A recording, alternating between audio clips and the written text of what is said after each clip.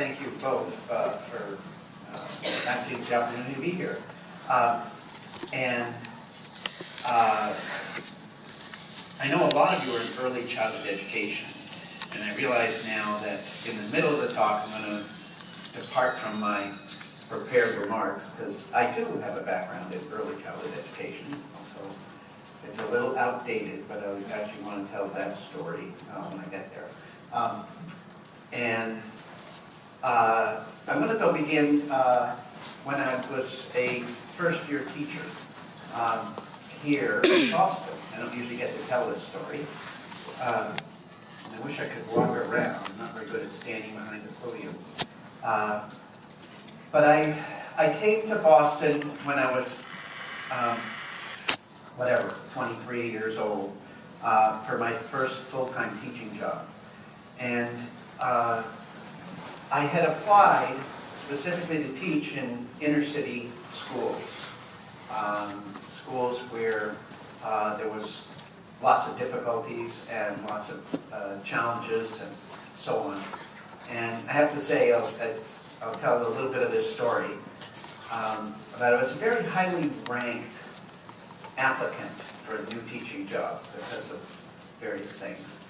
And when I applied, I made it clear in my letter that I wanted to teach in a very difficult school that had a lot of students who were having trouble.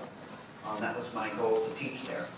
And when I got the job at Boston, they instead assigned me to Boston Latin, which is, some of you will know, Boston Latin is kind of the prestige school here, where you only get in if you've tested in and so on and so forth. And so it wasn't a troubled school at all. It was really very much like a fancy prep school. So I had to actually petition and argue my way out of teaching at this very, very top level school to be able to teach in an inner city school that really, I thought, needed good teaching. I wasn't sure I was going to be a good teacher, but I wanted to try. And it was hard.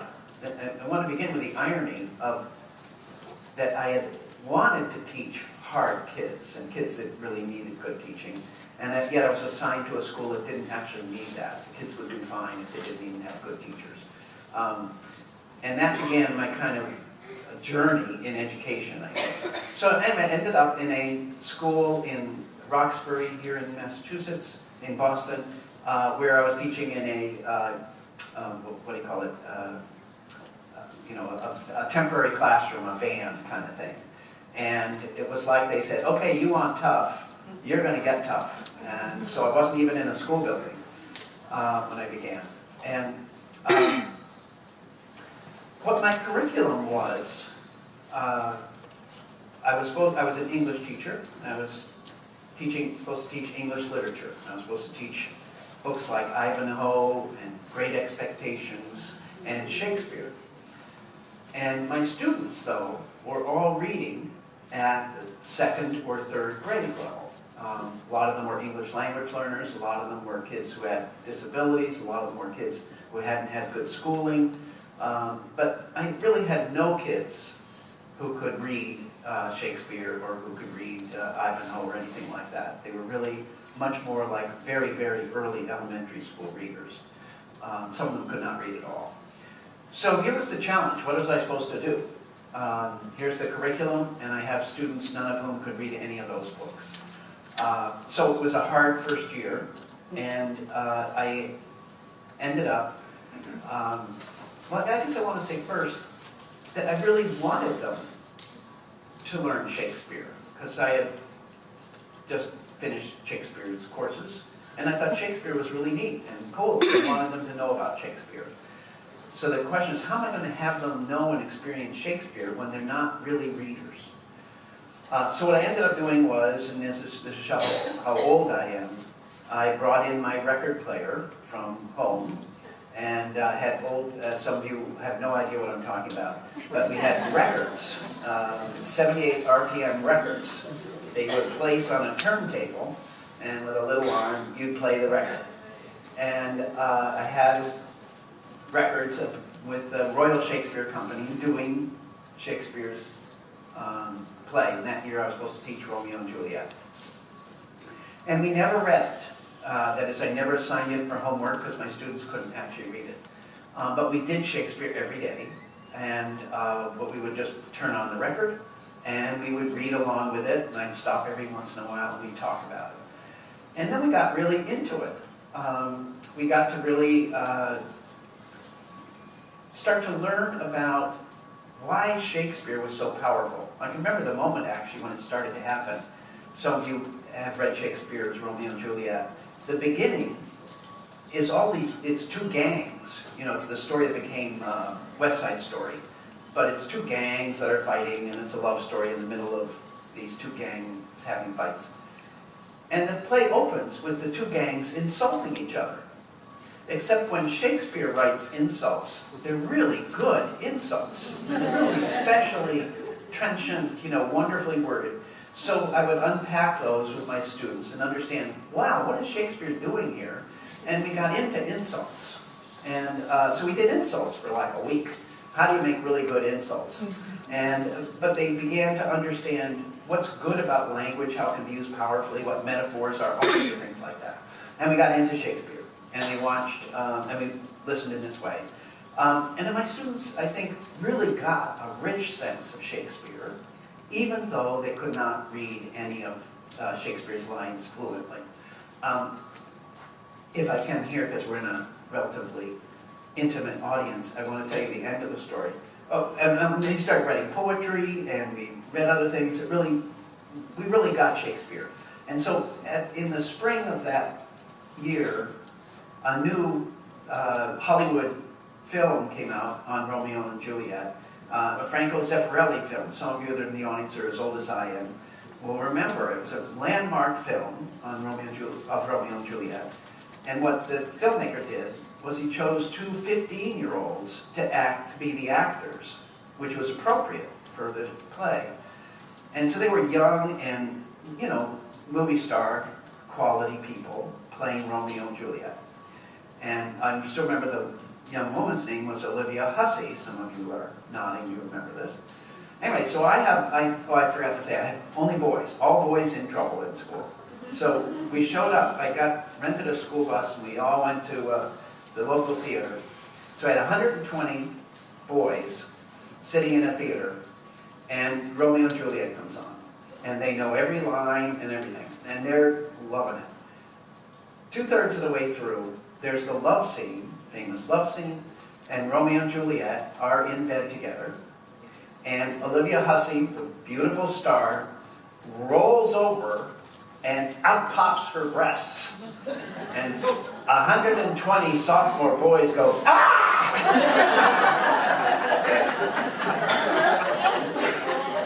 And they were engaged, I would say. And they had to, on the bus on the way home, I had to have everybody raise their hands and promise that they would not tell their parents that they had seen Olivia Hussey's breasts in English class. And as far as I know, nobody told a thing. But anyway, that was sort of the payoff. And we taught Shakespeare and so on. I'm telling this story now because I want to come back to how would you do that in a sort of with the kind of modern tools we have now. It was kind of clunky the way I did it. But it gave me a sense of the direction I wanted to pursue, which is how do we have kids have high standards that we're really going to know and understand and actually love Shakespeare, and how are we going to get there with kids who have a lot of difficulties with the traditional means of teaching. Okay? So that's where I began. The field that I'm going to talk about today is called Universal Design for Learning, and it's become a fairly large field. Lots of states have Universal Design for Learning initiatives. Lots of colleges and universities teach courses in Universal Design for Learning. There's master's degrees in it and so on. So it's actually a field now.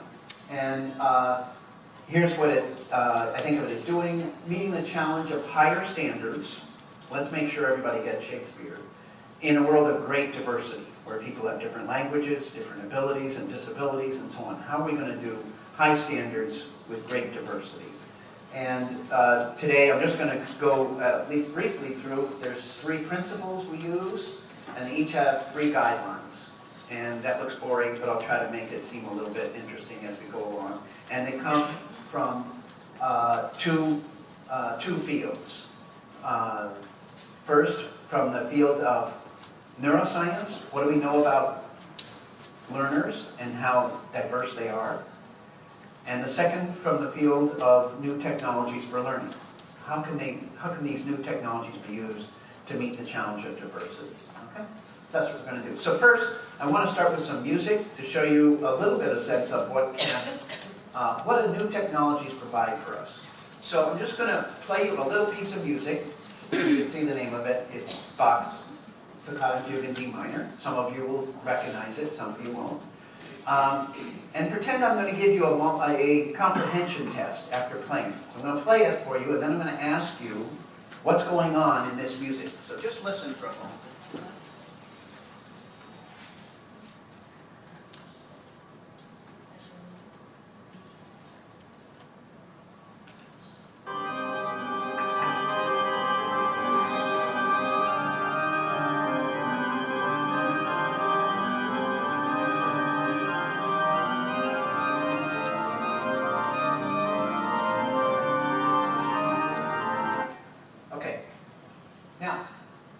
Mostly kidding. But if I asked you to give a comprehension question on that, most of you would not know what is really happening in this piece of music if I just played it for you. Because it's too hard. It's not something that you know very well, and listening to a complicated piece of music right in the middle is challenging for anybody. So I want to talk about how could we represent that, what's going on in that music, in ways that would make it accessible to more of us. So here's one example. I could show you the score.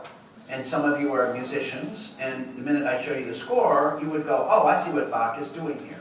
This is what he's doing, blah, blah, blah, like you would in music class. But a lot of you, that wouldn't help, because in fact, you're not music students. You don't read music that well. So this representation of the music isn't really any better, or not substantially better, than just listening to it. But let me show you a completely different representation of that piece. I'll start it at the beginning, because you might recognize the beginning.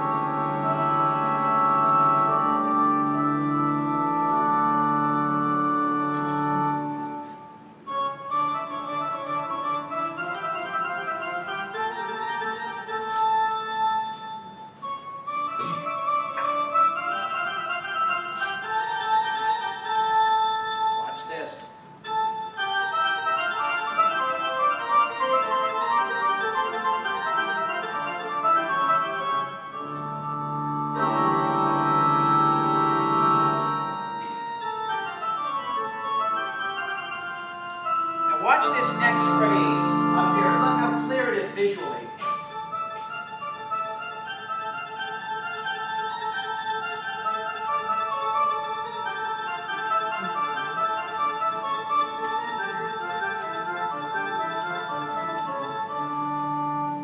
Okay. A very different representation than this, or just hearing it. Can people in the back hear me? I hate to stand behind the podium. Can you hear me in the back if I stand here? Is it okay? Tell me can you hear me back there? Okay. So I'll shout. I'd rather do that than stand there. So this is what I'm going to talk about as a multiple representation. Showing things multiply different ways, even at the same time, can often make them much clearer for everybody. And I want to actually go just a little bit deeper with it. And first I want to give you a little piece of background knowledge. What is a fugue? Some of you in any audience, some people know what a fugue is, and some people don't. So here's what a fugue is. It's a composition built on a theme, a single theme, that is introduced at the beginning and repeated in different voices and contexts, and occurs frequently in the course of the composition.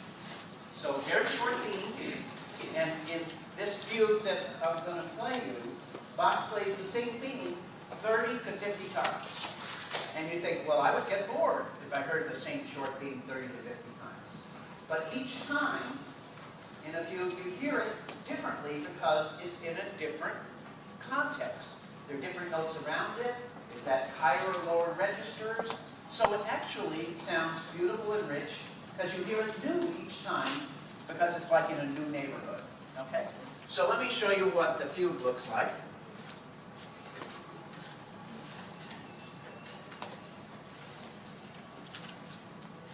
And watch how I love the way in this new form you can get to the place you want to look in the music. So I can move through music visually. This is what the piece looks like. Isn't that interesting? Here is the beginning of the fugue. I'm going to start right there, but that blue part is the theme. And I'm going to have the theme play, and you'll hear the theme come right away again. So first we'll end the toccata, just so you can get ready.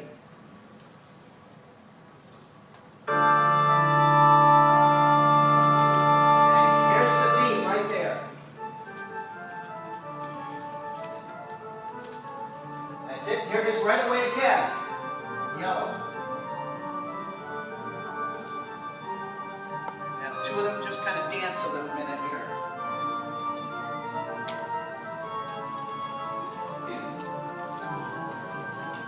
Here comes again, way up high. And Bach says, let me play it again. Let me play it again. Bach's a great educator. Let me play it again. He wants you to hear that. Rest for a minute.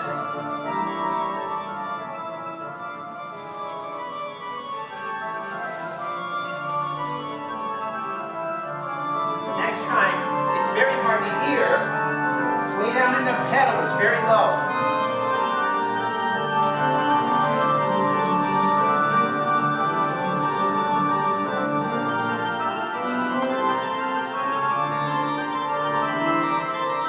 Here it comes again, right in the middle.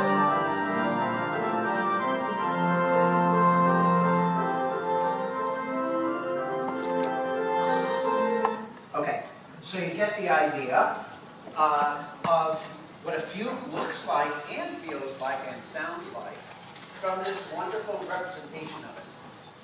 I want to tell you the story about, I found these are available on YouTube. There's hundreds of them. To make it so that you can understand pieces of music. But when we talk about universal design for learning, people often think it's something remedial, something for people that aren't well-educated or something. So I want to tell you a story about this piece. So after I discovered these on YouTube, I was visiting a friend who teaches music at Queens College in New York. Teaches composition. So a very experienced musicologist. And I said, Jim, I want to show you this visualization of Bach, because I think it's really cool. And it's Bach's Toccata in Fugue in D minor. And he said, oh yeah, I know that. I played that hundreds of times. And I said, well, it's cool if you see it. He says, I don't need to see it. I played it. And I play it to this incredibly experienced professor of music. And after a few minutes, he watches it, and then he starts really looking at it closely. And we listen to the whole piece, which I'm not going to do here. And at the end, he says, wow, you know, I never understood what Bach did in that whole middle passage. It was the first time, by seeing it in a new way, we realized that Bach had taken the theme and turned it upside down. And played it upside down, and then he played it backwards. But he had never noticed it in the music or in his hands when he played it. But when he saw it, he went, oh my God, Bach did an interesting thing I didn't even know. Okay. So here's a person that studied the piece many times, but had never seen that. So when I talk about multiple representations, you can turn it off. This idea, we're looking for how do we present information in enough ways so that everybody will get more learning out of it. That means remedial students, students who are beginners, students who have disabilities, students who are English language learners, but it also means very advanced students, like the musicologist, where they can learn something new about a piece that even might be familiar to them. So we're looking at how do we provide multiple representations so that every kid can learn. And what I showed you is just an example for music, okay? And just to make the connection clear, what I was doing when I was teaching Shakespeare was I was giving multiple representations of Shakespeare. That is, we were listening to it, reading it while we were listening. We watched the video of it. I forgot to say we did, what's the word? We acted out scenes. We did improvisations. So we had many different media that we were learning Shakespeare in. Okay, instead of just text. So as I said, two advances that I'm going to take advantage of to get to universal design for learning. Advances in modern learning sciences and advances in modern learning technologies. Those are the two things. I'm going to concentrate mostly on advances in the learning sciences. And I know you had Dr. Shonkoff last year, so I'm going to maybe take a gloss on what he would have talked about. The main thing that we focus on is not how does the brain develop, but how does the brain develop differently? How come kids are so different, or adults too? And these beautiful images of the brain allow us to see what now people consider the most important thing, which is the brain is really mostly what its connections are. So the new images of the brain show how are things connected to each other. And each one of us has what is now called, this is the new word, a connectome. This word. And it's the map of your connections. And it's really like the genome, the map of your genes. And the connectome is the map of how is your brain connected. And that's what makes you you. You're different than the person next to you. You're different. A lot of you have children. You know your children aren't even the same. They really are different. Because they all have their own individual connectomes. And it's really like their own fingerprints. Their brains are really very different from one another in ways that we're going to talk about. The old way that people used to think about how the brain is or how learning is was like this. When I was in the school, and a lot of your teachers were in school, we learned about IQ, or intelligence, and then it had a curve like this. There was most people who are average, and then there are people who are very, very far below average or very far above average. And I want to say from a neuroscience standpoint, this graph doesn't make any sense. It's not the way a neuroscientist would look at how people learn. So I'm putting this up here to say, this was the view that we sort of thought everybody was either smart or not smart, and some average. And now, neuroscience shows us that it's really a lot different than that. It's not a good way to think of the difference between people. So I'm going to talk a little bit about how we now see the differences. This is me, as you can tell here, and my wife Ruth. Connie also knows my wife Ruth. So I have to be especially honest when I talk to you about Ruth, since Connie knows Ruth. So Ruth and I have different connectomes. Our brains aren't exactly the same.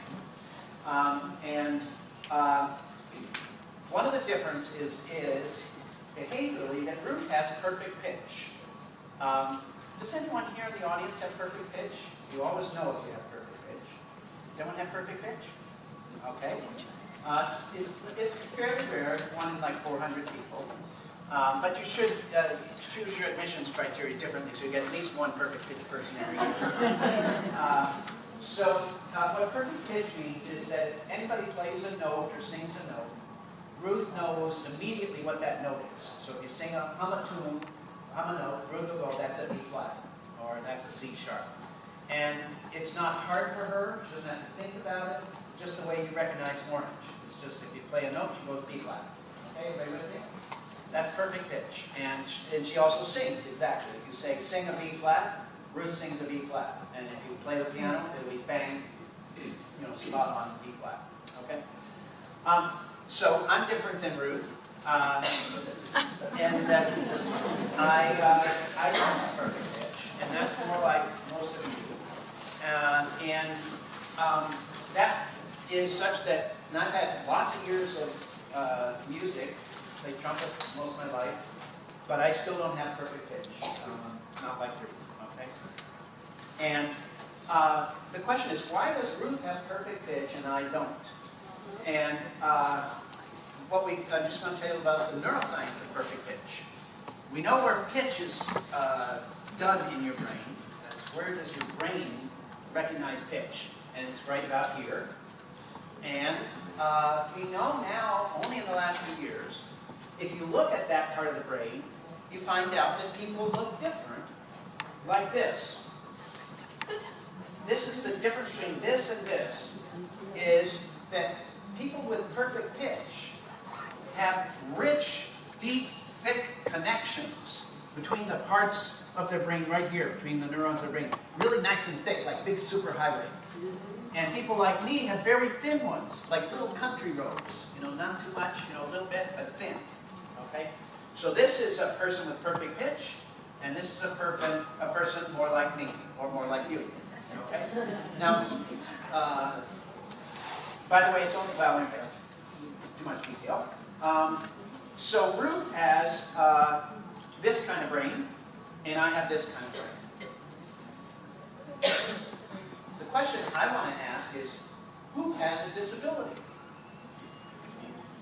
And if you think about it, well, I want to tell you how to think about it, actually. Because there's 2 points of view. From Ruth's point of view, it's probably worth going back to tell about Ruth and I. We met as high school teachers, and we fell in love and did all the usual things, and then got married, but all of that happened faster than Ruth learned enough about me. In particular, she assumed that I would be a person of great pitch because I played, trumpet and all that. Anyway, her view of happy marriage was like from the movie Sound of Music, where she married somebody that wore a military uniform, and we had 6 or 8 children, and we sang in beautiful 4 or 8 part harmony. Okay, and that was her. And we traveled through the mountains and sang together as a family. Okay, so in that regard, it was a great disappointment to her when she discovered that I actually can't sing on pitch and can't sing in harmony, and worse, that I passed it on to our children, and that none of us can sing in 4-part harmony except Ruth. So we don't actually sing as a family in the way that Ruth had always hoped. So Ruth has the feeling that she now lives in a highly disabled family. And that's her view of the difference between us. But what I'm going to be arguing today is that disability is always contextual. It matters what's happening in the context in which you are and what you're being asked to do. So actually, Connie too. Connie and Ruth and I all go to the same church in Lexington, Massachusetts. And in this church, things are a little bit different. Oh, I should say, Ruth sings, like she sings in Symphony Hall. She's a really good singer. Okay? If you have perfect pitch, you tend to be quite often in very much demand as a singer, because everybody knows you're going to get pitch. In church, though, things are different. So picture Ruth coming to church. You take out the hymn book, and when she sees the note A, Ruth knows exactly what to sing. But I'm sitting next to her, and it's my only chance all week to sing. So I sing loud, and cheerfully. That's the point.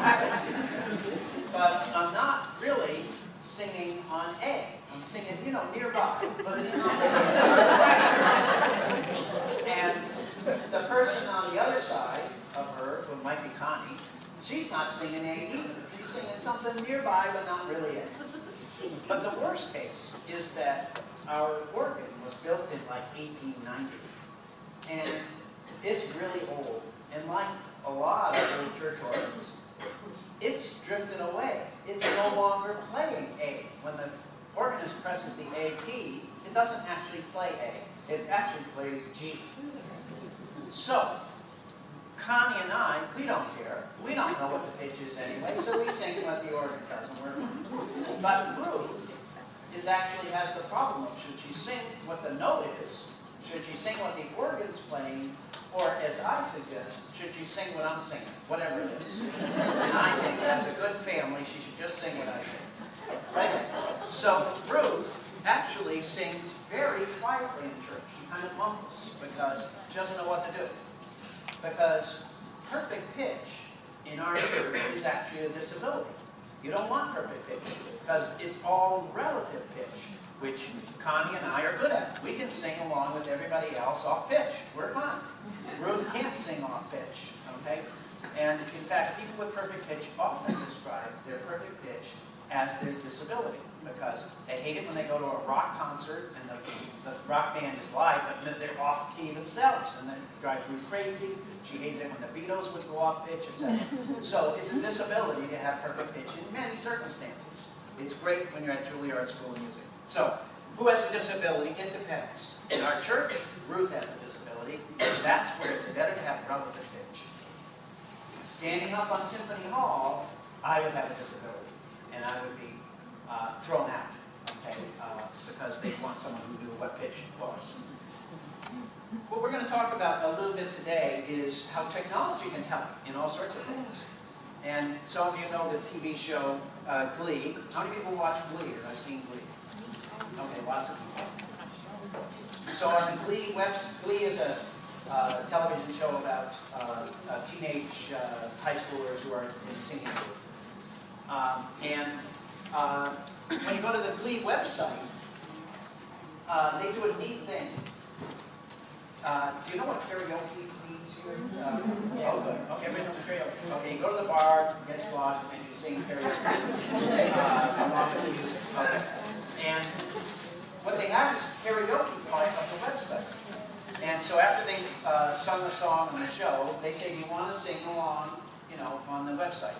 And so you go to the website, actually, this is a year old, I don't know if it's up to date, but you press, and the music plays, and you sing along with it, and it records it. But then the magic happens. There's a little button that says, do you want pitch correction? And you go, why, yes, I would. And press pitch correction. And that's what happens to rock stars. As you know, they go into the studio, and the studio corrects the pitch for you. So, you can go to the Glee website, and the great thing is you can sing with great enthusiasm, loud, and with emotion, and then you can just press, and will you correct my pitch for me, please? Okay, no problem. All right, so now my disability is greatly lessened when I go to the Glee website, and I can sing as well as Ruth. Just because a lot of you are in early childhood, I want to make clear about one thing. How did Ruth and I get different, this is called auditory cortex. How come ours are different? What made them different? And it's actually always two things. It's never one. One is genes, inheritance. That Ruth's family had a lot of people who were quite musical. Most people did not have perfect pitch, but she had a family that, in any case, gave her a good opportunity to have perfect pitch inside her nervous system. Her nervous system was really well designed to be able to get perfect pitch. But that's not enough. What you have to be is in a community or family where pitch is valued, where singing is important, where you want to hear the right music. And you have to have that too in order to get perfect pitch. You both have to have the potential of your nervous system, and you have to have a culture where music is important. So some of you may know this, but in some cultures, like I know we have quite a few people here from China. In China, perfect pitch, more people have perfect pitch than in the USA. Why do more people have perfect pitch in China than the USA? Because pitch is more important to the language than it is to English. And if pitch is important, your brain sculpts itself to say, I better be listening and I better do this. I better get rich connections around pitch because it's going to be important to me in my culture. So the elevation of perfect pitch in Chinese language is very apparent now. People have been studying just the last couple of years. And there are also those genetic syndromes for people who even have intellectual disabilities who have perfect pitch. For example, kids who have autism, they have much higher incidence of perfect pitch. They, in fact, have brains, as we'll see, that look much more like Ruth's in that area. Okay? So it's two things. A genetic predisposition and cultural learning that make it so you have a perfect pitch brain. Okay, lots of other reasons people are different. People with dyslexia, when you look at what lights up, what does their brain do when it's working on reading? They use different parts of their brain to read with. They're not slower or not as smart. They have different brains. They're better for some things than other things, just like everybody.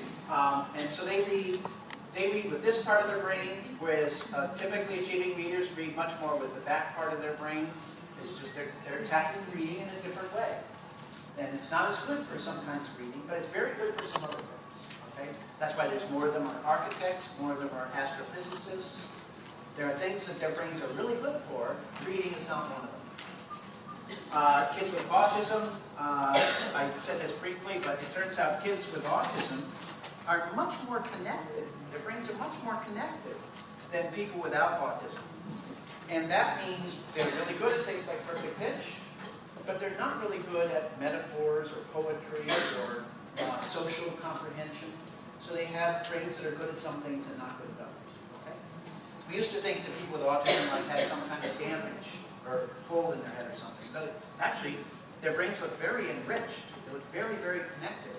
But that's only good for some things and not so good for others. Okay? Everybody with me so far? Okay. I'm just going to take a quick spin. I just want to take my time. Okay. Just a little bit more neuroscience and then a little bit of the technology. I'm going to divide up the brain into three big parts. And this is going to be important for how to understand the ways in which kids are different from one another. And I'm going to divide up the brain into three big networks. And the first one is the back of your brain. And the whole back, so this is the way that brain stays like this. And the whole back of your brain, if you come with your hands like this, the whole back of your brain does one thing. It takes information in from the outside world, like through your eyes, your ears, your skin. It takes that information in, and it interprets it. It says, what is that? And allows you to know, well, that visual thing, that's a Buick. And that sound, that's a car horn. All of that is done here. So what I just showed you, where perfect pitch happens, is right here, where you hear things. But it's one of the patterns you pick up, the pattern that we call pitch. Okay? And I'll come back to these other two in a moment. And what happens in Universal Design for Learning is we look at what are the differences in people that happen in this back part of your brain, and what do we do about it as educators? So, just a quick spin. Some people don't have vision at all. They're blind. Okay? How are we going to educate kids who are blind when we show them a book and they can't even see it? The way your brain works, it recognizes things like letters as shapes, and it recognizes their color and their distance. All these things are separate. All these little areas of your brain specialize for color or shape or size or things like that. Except we're all different. Some people have a big area devoted to shape, and they're really good at understanding shape. Some people have a really big area devoted to color, and they're really good at color. And you all know that. Some people, you have some of your friends are like really, they'll use words like chartreuse or something. And you don't have any idea, you just see red, okay? And they're like that, whoa, they see 1,000,000 colors and you see like 8, okay? And they have differences in how much of their brain is devoted to color. And as we'll see, some people don't have much of their brain devoted to shapes like letters. So they have trouble with letters like dyslexic people. So in Universal Design for Learning, and we're not going to go deep enough into this, but on our website and lots of places now, you can say, well, what would you do if you know a person is blind or deaf or can't see very well? What are the things you can do? And in a digital world, there are lots of things you can do on your, like an iPad or something. And you can offer an alternative for visual information, which is now commonly, in fact, by law, in lots of cases like with government websites, you have a little description of the image. If you're showing an image, and it's important, you just describe it. And so when anyone's seeing it who is blind, can't see the image, they can click on a little thing that says, this is a picture of a photograph. Okay? Alternatives for auditory information are things like captions. So even on YouTube, most of the YouTube videos are not captioned. So the person who is deaf can actually know what's going on in the video. But it's easy to do that in a digital environment, and those are called options for perception. First thing we do is make sure, can everybody see and hear what we're doing? Because if they can't see and hear what we're doing, then they're not going to be able to learn the stuff. Okay? So most of you don't have children for whom that's the problem. It's more that you're going to have children who have problems in moving forward a little bit. And that is being able to recognize things that are important. Not just simple shapes and colors, but things like a house, a face, a written word, an iron. But the brain specializes. It's really interesting how your brain will devote this much to recognizing big shapes, and then a nearby area, but a different one for faces, and a different one yet for words. And you have these little specialized parts of your brain that recognize words. And some have big area devoted to words. It's much bigger. They're like really good at words. Some people are really good at faces, and the reverse. And in fact, this guy is born face blind, or grew to be face blind. He can see fine, he can read fine, do all those things, but he can't recognize people by their faces. And you think, wow, that seems kind of weird. But he has his trouble right here in the face area. Doesn't have any trouble with words or houses or anything like that. And it's really interesting how he got, you know how he learned that he was face blind? He didn't know he was face blind all the way through school. It wasn't until he was age 22. And he discovered he was face blind. And you know how he discovered it? He was watching a soap opera with a friend. And he said to the friend out loud, he said, I wish they'd pull the camera back so we could see who's talking. And the friend went, what? And he said, well, they keep just showing their faces. I can't tell who's talking.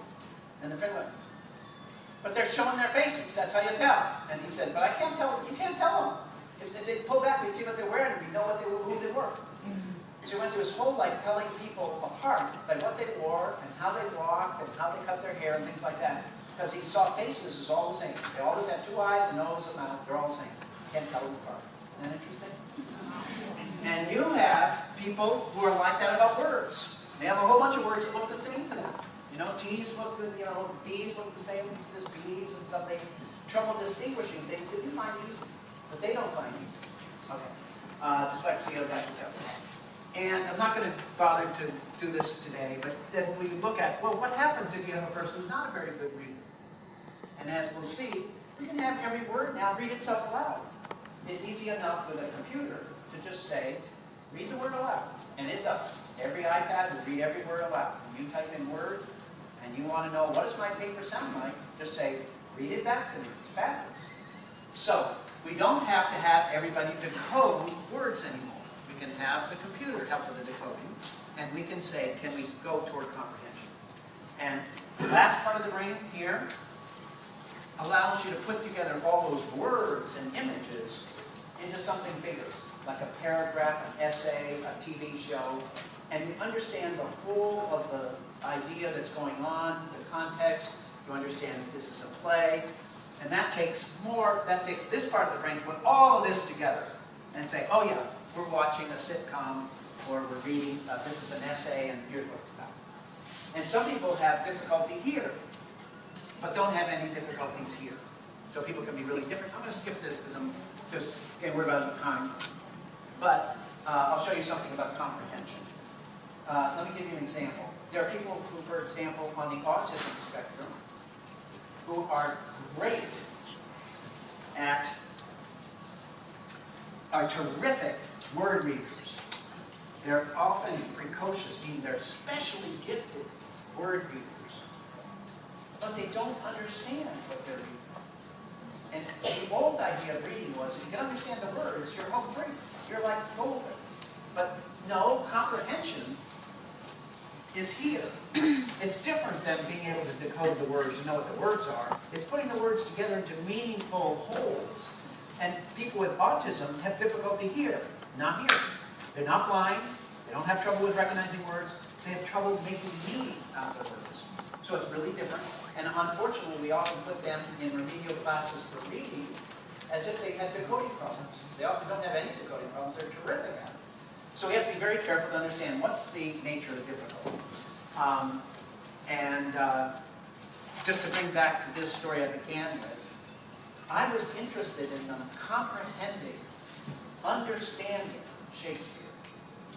And what I said was, I don't care. I want to make sure everybody can do it. I didn't have any blind kids or deaf kids, so I didn't have to worry about this. But I had a lot of kids who didn't recognize words, weren't fluent word readers. So we played the record, and we acted, and we did all sorts of things here, so that we could get here and do high-level comprehension about Shakespeare, even though they didn't have some of these parts. And the same would be true if I had a blind kid. They would have been able to listen to the record just fine. Okay? So that's one element of universal design for learning, which is called provide multiple means of representation. Make sure that there are options so that a blind or deaf kid can do it. Make sure there are options so that a person who's dyslexic or English language learner. I probably should, since a lot of people here are English language learners, one of the principles is promote understanding across languages. So you all know that Google can translate things from one language to another easily. So as long as we have a digital book, we can say, give it to me in my first language. Give this word to be my first language so I know what that word is. Okay? We can build it into the environment now so that even if you're an English language learner, you have a book that you can read and know the words in your language. And then you can actually comprehend it. Okay? So there are things to do about comprehension to make it so that everybody can comprehend what you're doing, like giving people background knowledge. A lot of you are new to this culture and don't know the full history of this state or USA or something. So when you read a text, it's often hard to know what's going on. But we can provide that in the digital environment. We literally have a little help screen that says, you need more background knowledge. You need to know more here to understand what's going on. Okay? So that is providing multiple representations. Make sure that language doesn't get in the way. Make sure that vision doesn't get in the way. Make sure that comprehension strategies, things like that, don't get in the way, so we can understand. Next part of the brain. I'll go a little bit faster. The front part of your brain does a very different thing. It's not about taking the information in. The front part of your brain is about acting on the world. It allows you to plan, execute, and monitor purposeful actions and strategies. This is what allows you to walk, talk, dance, write an essay, give a speech. This part of your brain is about acting. And every time you make an action, you're going to use this part of your brain to do it. And there are 3 parts to it. Each one leads to a guideline. One is just moving your muscles. This is a kid that we started Universal Design for Learning with who couldn't move his muscles. Couldn't do anything except move his eyes and his chin. It was the only things he could do. Couldn't move his arms or legs or talk or anything like that. Couldn't even move his head like that. Very physically disabled. So he was going to be sent to a very special school at great expense because everybody thought he is really, we used to say retarded. He's a very retarded kid because he couldn't talk, couldn't do any of the things kids do. But we attached him up to a switch so he could use his chin like this and talk to a computer with his chin, click with his chin, and quickly learned Morse code, and then he could talk to us, we could talk to him, and now he's actually in community college, doing fine. Instead of being in an institutional school where he's kept separate from all the kids, he's a totally normal kid now, except that his only real problem now is he's not getting enough dates. That's what he really wants. Okay, so all he needed to be smart was a way to act. That's the thing he couldn't do. Lots of us differ, not so much in that, we're physically able. But we don't have good skills in one area or another, putting those movements into skillful things. And so I'll tell you a story about me.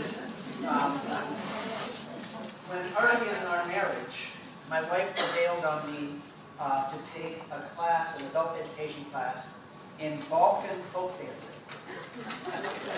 Now, it's not nice to laugh about that. But anyway, I didn't know what it was, but anyway, I went. And Balkan folk dancing is kind of, is anyone here from the Balkan, from Eastern Europe that has actually known Balkan folk dancing? But you could demonstrate right now. No, okay. Anyway, so I'm free to make fun of it. But Balkan folk dancing is kind of, it has some, much more step dancing than things like square dancing where they just tell you what to do. Okay? So, what would happen in class was the teacher would say, okay, today's dance is X, and then he'd go like this. He'd do some little thing with his feet, and he'd go like that.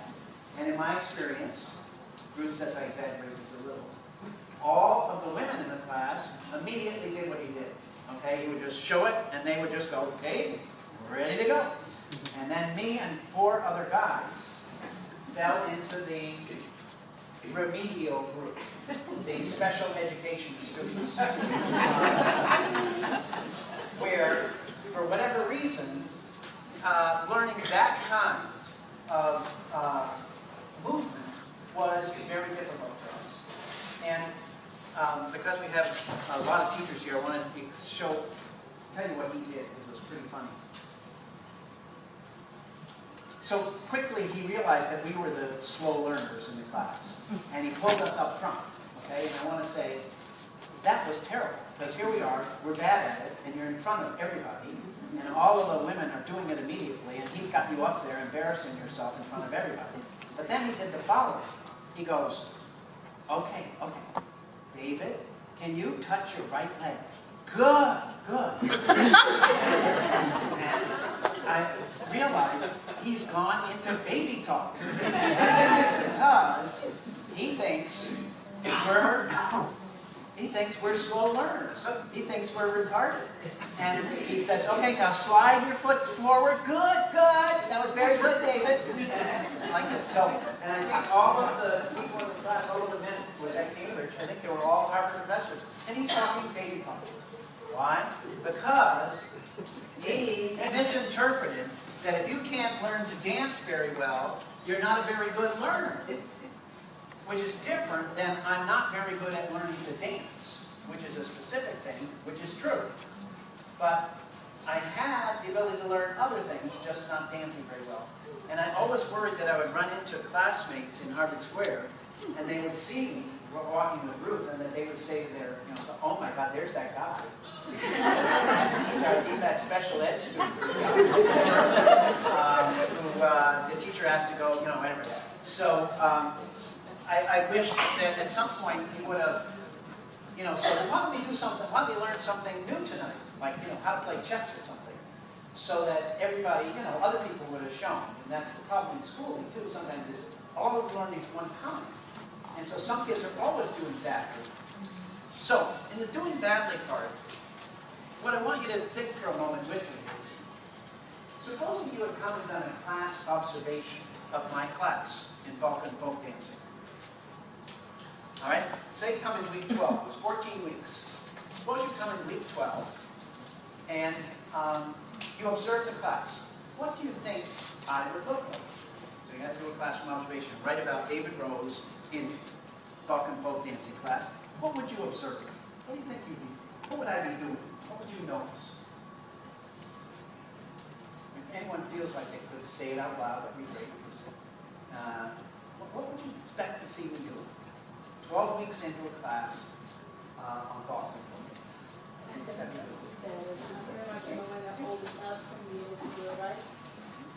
What an optimistic person. She said, pretty much, you know all the steps and know what you do right. Well, that is crazy. No. Each week we learn new things. Okay? But I like your positivism. That's why you're an educator. Yeah. You're not very good at visual learning. No. So like auditory maybe helps you. Oh, it'd be nice if we did something else, but no, he always talked the same way. So, so look at, what would I look like? I was not, you wouldn't come in and say, oh, that David Rose, he's good. You wouldn't say that, I can tell you that. And it would have been nice if you used other things, yeah? You might think you're a terrible dancer. I would definitely think I'm a terrible dancer, okay? And if I thought I was a terrible dancer, what would I be doing? Yeah? Maybe what? Right. We moved to the back of the class, like all bad students. So the 5 of us were way in the back now. We didn't want to be seen. And what else? Yeah? Like all past joking with each other, laughing about it. Joking with each other. We became the class jerks. The 5 of us became bad students. Just the opposite. So after 12 weeks of being a bad dance learner, we had become bad learners in general. We became jerks. And we were just like, the equivalent of making fire noises like junior high kids in the back of the classroom. Exactly. Because why? And we never talked to each other. We said, let's be jerks. We never did that. We never said a word to each other. So the question is, how did we end up being bad students? Well, when I reconstructed, I didn't know what was happening either. Ruth, near the end of the class, said, what is going on with you? Why are you like so bad? But it was that, in reality, it was better to look like we didn't care. We don't care. Than to look like we are really struggling, because then you look more stupid. So you have a lot of students who do that. They say, I don't care about this, because it's better to look like you don't care than to look like you're stupid. And we all did the same thing. And I think we're all Harvard professors, so in other respects we're probably smart enough, but we felt stupid. And it was embarrassing. And so the best thing was to say, I don't care. And we started not caring. And by the way, another thing you might have noticed is we might not have been there. We became truant, we started skipping class, everything. We did all the things bad students did. What's that? Weak kidneys. Weak kidneys, we had to go out for bathroom breaks, get cigarettes, everything. All of the things your kids do. So it's easy enough to do that, especially if what you have is only one way to be good. Only can you show you're a good learner by dancing. And then what you'll do is you'll find some kids that are really good at it, some kids that are really bad at it, and schools do that a lot, where we only have a few things you're supposed to be good at, and everything else doesn't matter too much. And what happens is, some kids learn, I'm not a good student, I'm not a good learner, and what do you want to do? You want to get out. I got to get out of here. Okay. So, last part, that's skills. Last part is up at the very front of your brain. What are called executive functions. And you've probably been hearing this word in your education classes. Everybody talks about executive functions these days. What are executive functions? They allow you to plan. I go back to that word here. They allow you to plan and then monitor your actions, your strategies, your actions on the world. Make plans and follow through on them. And what happens if you don't have good executive functions? What happens if this part's not working well? Then people describe you as impulsive, distractible. He doesn't stick to what he wants to do. He's all over the place. He's not strategic. He's impulsive. Now, the good thing is we have a lot of early childhood educators here. Every 4-year-old is like this, okay? Every 4-year-old doesn't have executive functions. Why is that? Because this part of the brain is the last part of the brain to develop. So 4-year-olds, their executive function cortex isn't even ready yet. It's yet to develop. So what happens with them? They look like they don't have executive function. What's that mean? They don't make good plans. They look distracted. So what happens? You, as their teacher, you are like outsourced. You are the outsourced executive function. You have to plan their day. And you have to plan exactly what they're going to do next. And you have to make little activity sheets and all sorts of things to keep them organized. Because they're not naturally organized at this age. And they can't be because they don't have this part. So I love it that teachers in early childhood it's just like outsourcing your programming to India. They're outsourcing their executive functions to you. They're saying, okay, I'm here. You're the executive function. You're going to set the day. You're going to tell me how to do these things, and I'm going to do them. Okay? High school kids don't like that. High school kids are finally getting this cortex, and then teachers try to do the same things with them. Says, we're going to tell you everything to do. But when you have executive functions, like somebody has a company now with an executive head, they don't want to be told by anybody what to do. They want to say, I'm the guy that sets the charge. So in high school, kids are saying, wait a minute, I got my own goals. I don't want to do what you want me to do. Okay? But it takes a while to develop that. And if we do a good job as teachers, they develop it very well. People, adults though, are different in executive functions too. This is a famous guy, actually. Connie and I both know him. Tim Berners-Lee, who is now Sir Tim Berners-Lee. He is the guy who invented the World Wide Web. And he's now, he's an MIT professor now, but he's like a MacArthur genius and he's everything. He's a Knight of the Realm in England. And he invented the World Wide Web, which is pretty cool. But Tim is a person who doesn't have good executive function. Because in fact, everything I've been talking about, people are really different on. So here, Tim has really big differences. His executive function is pretty small. So what does that mean? Tim is very distractible. People would say he's pretty impulsive. People would say he's disorganized. All sorts of things like that. So how did he invent the World Wide Web if he's like this? Well, the answer is that he wasn't trying to invent the World Wide Web. He was working in a physics lab in Switzerland. And he was just annoyed at how long it took him to get things, other people's papers. And he was just like, he's what you would call ADHD, attention deficit disorder. And I think he had the diagnosis. I can't remember whether he had the diagnosis at that time or not.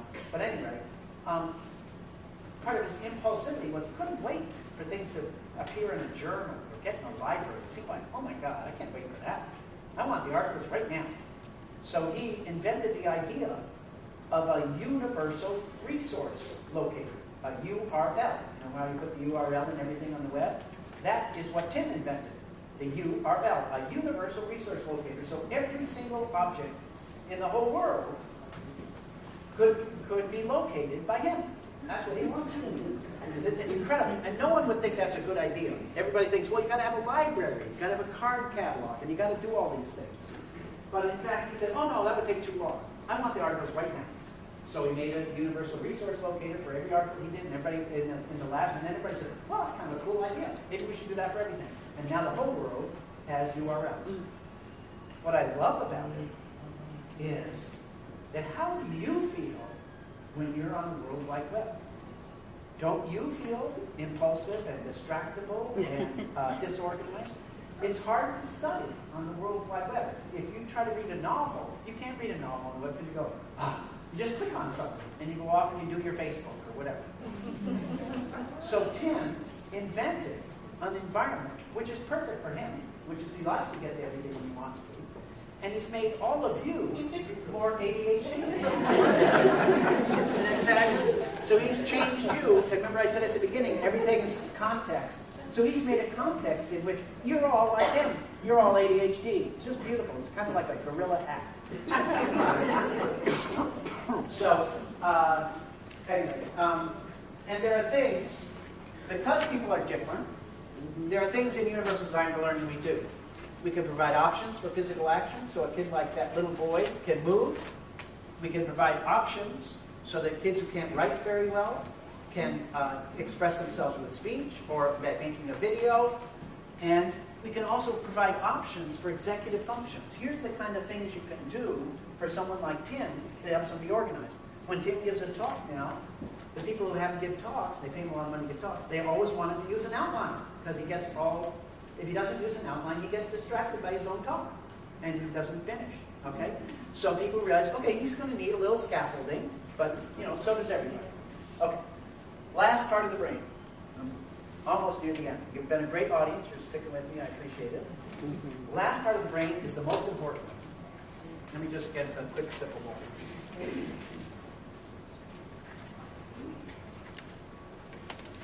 And this is where I want to talk about my own head start experience.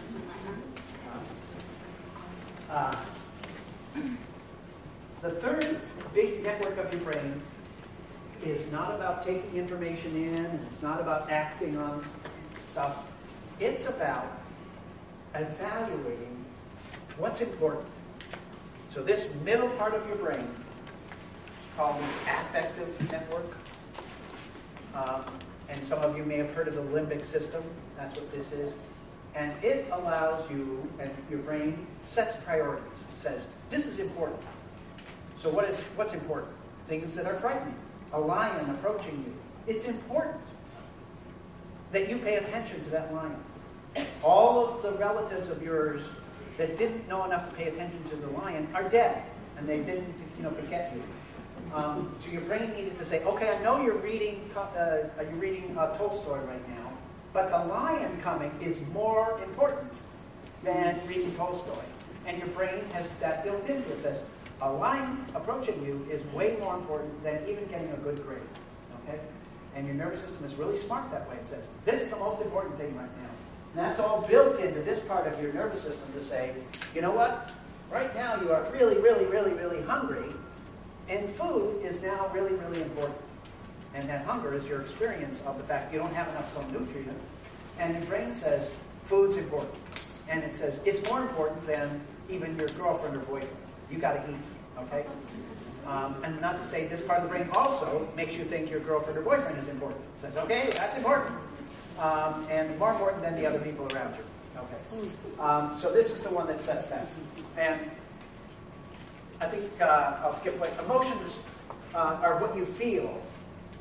The emotions that you feel are this part of the nervous system active.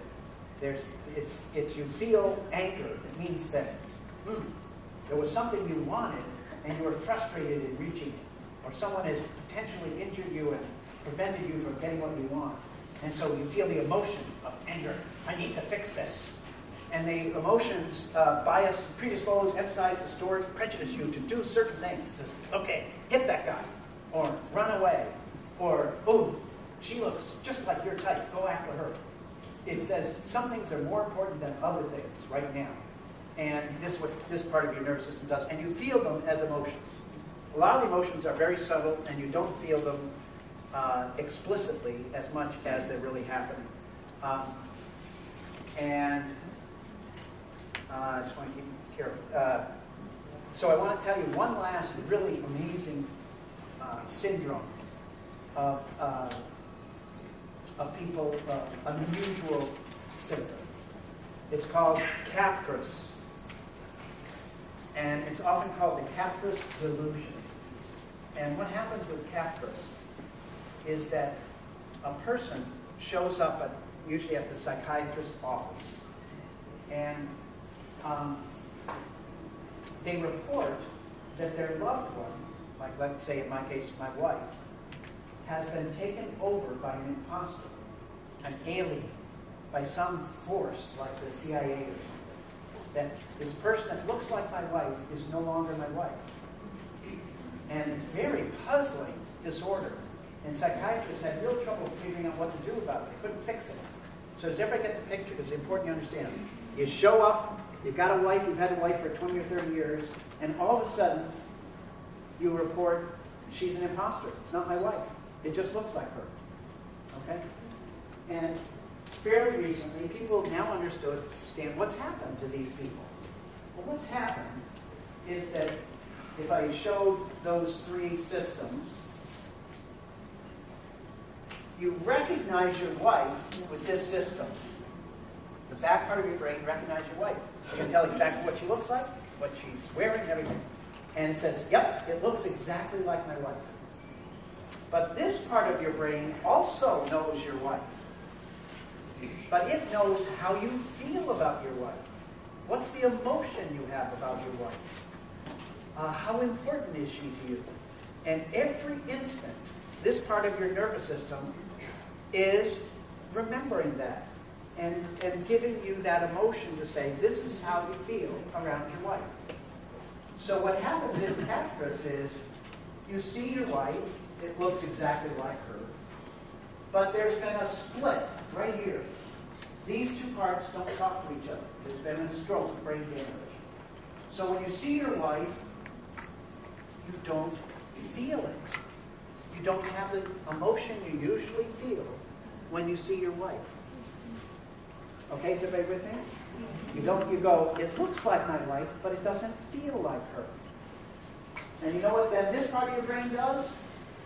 It says, wait a minute, what's going on? It must be that someone's taken over your wife and replaced her. And it starts to make up a story, a complete fantasy. And it's very hard to dislodge it. But your brain makes up a story because it needs to make sense of this. How can you look like your wife and not feel like your wife? It must not be your wife, is the story your brain makes up. Why I wanted to tell you this weird syndrome of it is because why didn't it go the other way? Why didn't it say, okay, whatever she looks like, if she's looked like that way for 20 years, that's got to be her. Why doesn't your brain do that? What it shows is that the most important thing is how you feel about things, not how they look. And we don't even know that until you have these weird test cases like this, where there's two ways of knowing how you feel about her, how you see her. And when they're discordant, and they don't go together, this wins. It says, if it doesn't feel like her, it cannot be her, even though it looks exactly like her. Isn't that amazing? What I wanted to say is that this is the central part of your nervous system, how you feel about things. It dominates everything. It makes you prone to liking people, but it makes you prone to liking people you shouldn't like. It makes all sorts of things happen because emotion is so dominant that it distorts. Remember some of those words I was showing you. Your brain, it optimizes, but that means it also biases you. So you're afraid of people that don't look exactly like you. All sorts of things that are not so rational. And you think, why do I feel that way? Why do I like this person? But emotion is so strong, it overcomes everything else. Okay? And the reason I want to say that is because you're often not in control of how you feel about things. There's two ways in which you feel about something right now, and I want to show this. One is your past. What's happened to you in the past? And I'm going to give an example of a student with dyslexia, for example. Or me in dance class. Actually, that's the best one. Think of me in dance class. For 12 weeks, I have learned that this class is humiliating. This isn't fun. This isn't interesting. This makes me feel bad. And I can't help it. That's what's happening inside my nervous system. It is saying, David, this is not a good place for you. Why are you here again? The last 4 weeks in a row, you've looked stupid, and people are making fun of you. Why do you keep coming here? So that part of my brain is saying, be truant. That would be a really good idea. Get in the back of the class, make jokes, do something else. Don't sit here in class because it's not good. So that past, I've had a past history of failure, and that past I carry right into the current time. Right now I'm sitting there and my brain is saying, dance class, not good, not good. Why are we here? Figure out a way to get out of here. Don't pay attention. A dyslexic student comes into right now and saying, can you read this to me? And you know, and we've done studies physiologically to show this. That a kid with dyslexia, you know what they feel when you put a book in front of them, you say, here, why don't you read this? They go into dread. if you measure them physiologically, you have dyslexia, so you know. So you feel dread. If we measure you up, your heart rate, your skin conductance, all those things, we see that you're not in a state that goes, "Oh, I'd like to read that story." She's in a state that goes, "Whoa, I wish I could get out of here. This is not going to go well for me." So her past has given her a sense that right now, looking at this passage is not going to work for me. It's not good. I'm going to feel bad at the end of this. So one way in which we can tell what is a kid feeling right now is what has happened to them in the past. And a key part of that is what are the emotions they have suffered all the way before they get it. And that part of your nervous system doesn't forget. It is so fast, it wants to remember that you saw a snake by the side of the road. It says, "Oh, that was scary." And it says, "Remember that." So you may forget your grandparent's name or something. That wouldn't be a good example. Your principal's name, your teacher's name. But you don't forget where the snake was. Because that had emotion in it, that frightening. And your nervous system says, "Whoa, remember that emotion." And you always remember the emotion. So when a kid comes into that classroom, they've had a bad history with reading, the first thing they feel is bad emotion. Okay. A second thing determines how you feel right now. And that is, what are you thinking the future's going to be like? Because you're sitting here right now and you've got this whole past that says, let me do it with dance.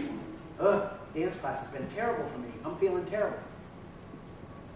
What am I thinking about the future?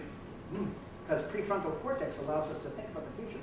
And I'm going, "Oh my God, I've got 3 more dance classes. Oh my God, this is awful." Okay? Or sometimes alternatively I can say, "But in 10 minutes I'm going to be out of here, get an ice cream, I'll be fine." Okay? And so it depends on what we see as our future. And what I want to argue is, as teachers, the most important thing we can do is help kids recover their past. Because a lot of kids have been wounded by their history so far. And they come into your classroom wounded. And they're in pain. They are feeling they're not going to be good learners, all those things. And our first job is to recover their past. And I'm going to show you the people that do that. And our second job is to recover their future. A lot of kids have already decided by middle school or some by second grade that school is not going to be good for me. That life is not going to be good for me. We need to recover their stories of the future. And just because I might not get to say this at the end, I want to say that those 2 things are the most important things because people often mistake teaching and think teaching's about things like long division or Shakespeare. But teaching isn't about those things. Teaching is emotional work. People think it's cognitive work, but you have to recruit this part of the nervous system to teach well. Doesn't matter whether you're teaching long division or Shakespeare. The important thing is to do the emotional work. I had to get my kids to care about Shakespeare. Then we would do fine.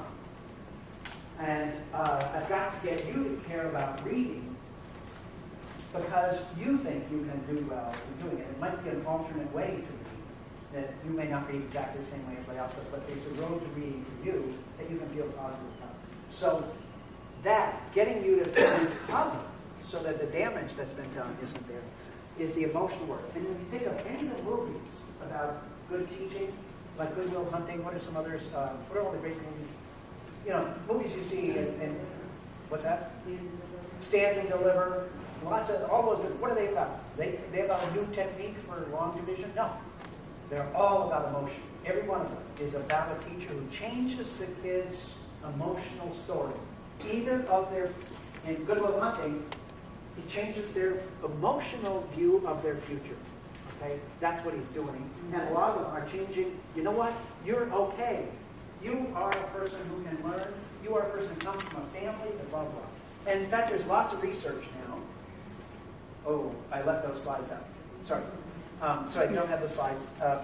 But there's tons of research now that shows that, for example, just before someone's going to, these are big-time experiments.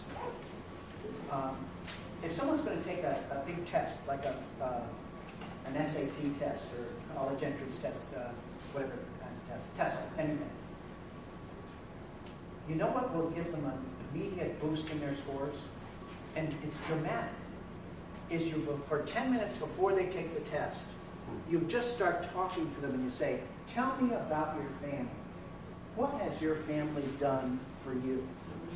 What's good about your past? If you do that and just have them tell that story, their scores go up. You have a bigger impact on their scores than if you teach them something like long division. What you're doing is upfronting a story that says, I'm okay. I come from a family, I come from a culture that has value, and I can state that value.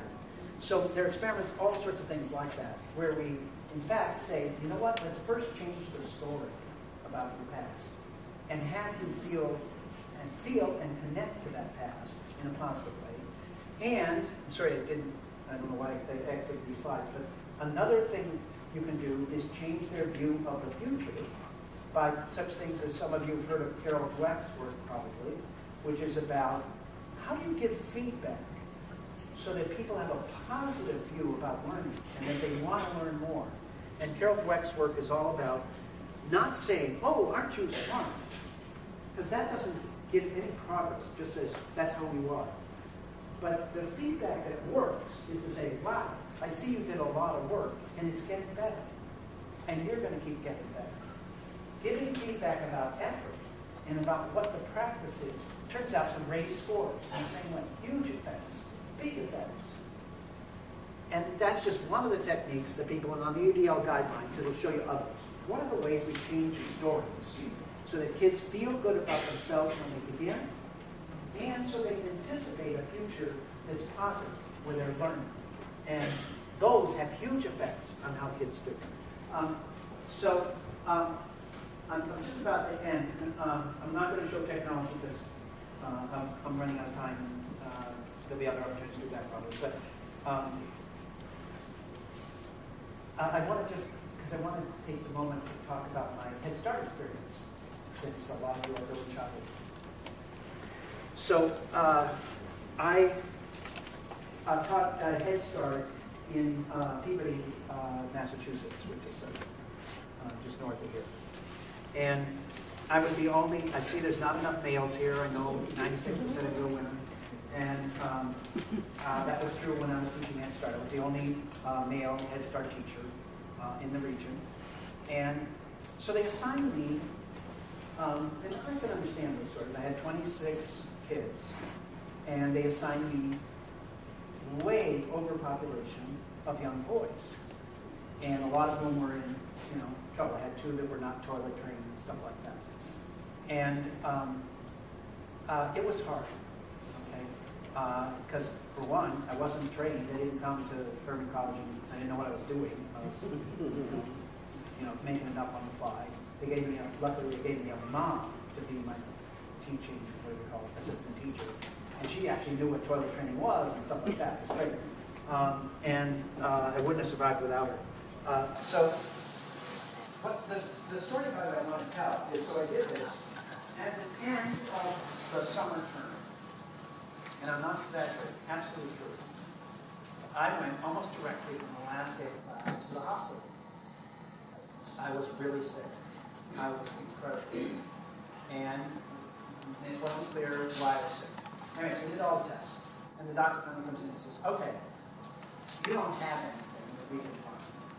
He said, but you are definitely, something is really bad happened to you because your body is completely depleted. You are out of any a healthy state. But you're not ill. What has happened? And I think he was thinking, I've been in prison or something. And I said, well, I've been teaching Head Start. And he's like, what? And the reality is that teaching Head Start is still the hardest job I ever had. Why? Because it's all emotional work. And you know what? Emotional work is the hard work. You have to understand where your kids are emotionally, try to recover some of their past, because some of the kids have already had abuse and so on. And you've got to give them stories about their future, and you've got to pay attention incredibly closely to where they are emotionally, because your first job is to get them emotionally prepared for their life ahead and start. The letters and the math and all that will come. You get them emotionally ready. And that emotional work, because I was not prepared for it, was draining that I had to literally be hospitalized. Isn't that amazing? And I was up late at night preparing and all that, and all those things too, but I was emotionally drained. Now I've come to understand things like psychiatrists. You always hear that they're on Nantucket Island in the summer. They also do emotional work. And they've long recognized that they need big breaks, because emotional work is draining, hard work. And you've got to recover. And it's much harder than cognitive work. And so psychiatrists take big breaks. And psychiatrists only work 20 hours a week. You know, they don't have like long 8 to, you know, I know if you're preparing for early childhood, you got to prepare, you got to teach and all that. They don't do that. They have nice short days. Why? Because emotional work is hard, and they know they've got to recover.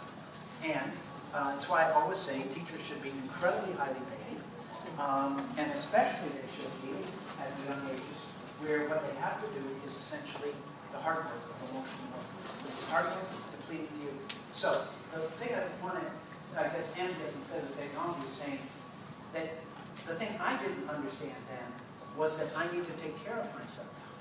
That if I'm going to do this hard emotional work, that I need to be careful about what it's doing to me. And by the way, we measure physiologically.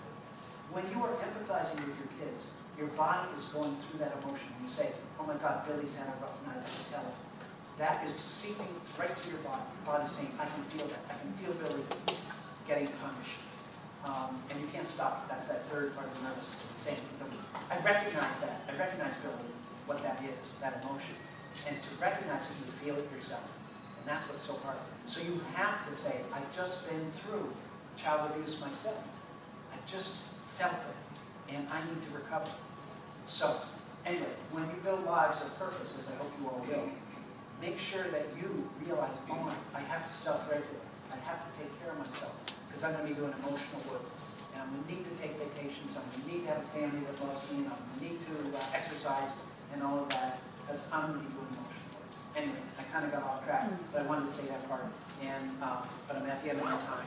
And let me turn it back to Honey. Who do I turn it back to? Yeah, Nancy. Nancy, Nancy's been nominated.